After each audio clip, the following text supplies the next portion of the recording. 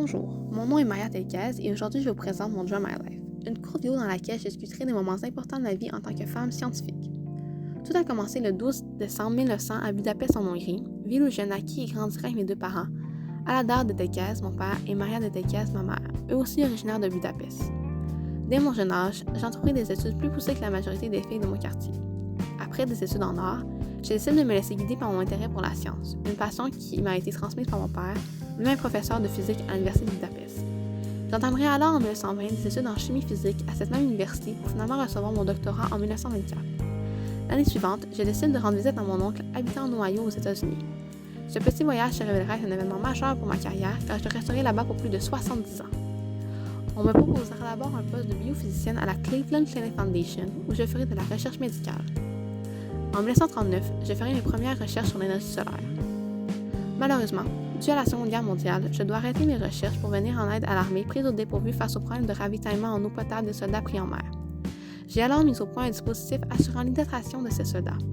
Ce dispositif était constitué d'une enveloppe de plastique gonflable et d'un réceptacle.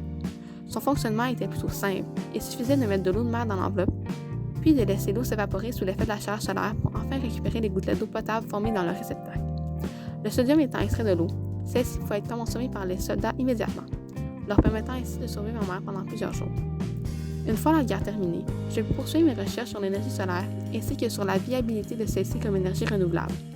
Dans le cadre du projet Dover Sun House, deux de mes collègues, Eleanor Raymond et Amelia Peabody et moi, avons alors entrepris de construire la première maison entièrement chauffée à l'énergie solaire.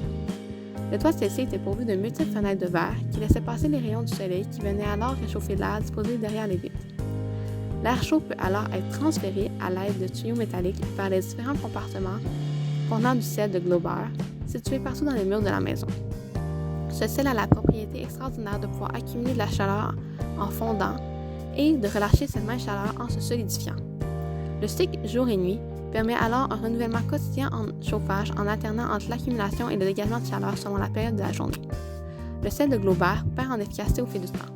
Mais malgré tout, les avancées scientifiques en matière d'énergie renouvelable réalisées par mon équipe et moi ont été grandement félicitées. J'ai, comme vous le savez, reçu un prix d'excellence par la Société des ingénieurs féminines en 1952 pour mes recherches sur l'énergie solaire, ce qui m'a d'ailleurs valu le titre de Sun Queen par la communauté scientifique. À la suite de cela, j'ai poursuivi mes recherches dans le développement de nouvelles applications de l'énergie renouvelable. J'ai déposé une vingtaine de brevets au cours de ma carrière pour finalement, à l'âge de 95 ans, retourner dans ma ville natale, Budapest, pour y terminer mes jours avec ma famille.